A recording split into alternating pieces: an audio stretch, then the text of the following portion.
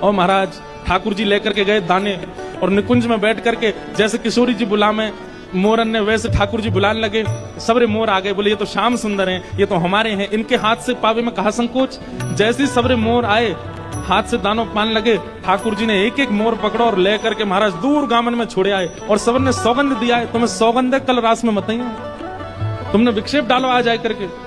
मोर बोले किशोरी जी संकोच में आ जाएंगी, बोले वो काम हमारा हम देख लेंगे कैसे का तुम मत कल।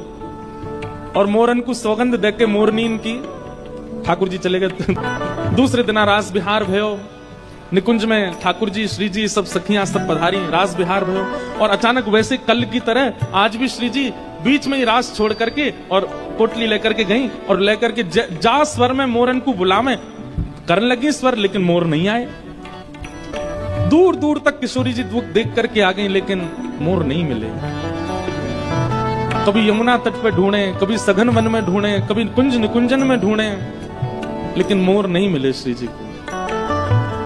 ठाकुर जी पीछे पीछे चल रहे हैं, हे श्यामाजू चलो ना एक मेरे संग तनिक बैठ जाओ। अरे श्यामाजू देखो आज मैं आपके काज कहा बना के लाऊं ने कि आपको पाई लो।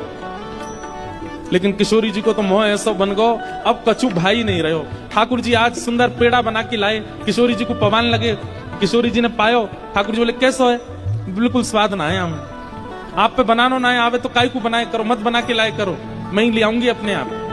ठाकुर जी बोले मेरे द्वारा दी गई सामग्री कभी अगर नहीं भाती है तो किशोरी जी थोड़ा मन मार के भी स्वीकार कर ले, लेकिन ऐसे स्पष्ट मना तो कभी नहीं करती। आज इतनी बुरी लग गई, मोर इतने प्रिय है इनको कि मैं सामग्री दे रहा हूं वो भी स्वीकार नहीं है।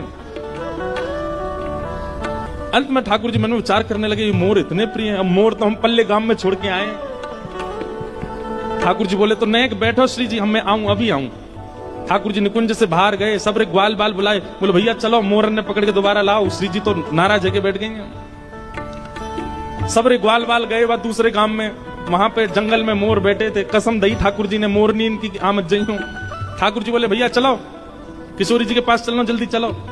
मोर बोले ठाकुर जी श्री जी जैसे आपको श्री जी प्रिय हमारी मोरनी हमको प्रिय, हमको कसम लगी हम तो ना जा रहे आज। ठाकुर जी बोले तुम्हारे हाथ जोड़ूं पाम परूं भैया जल्दी चलो।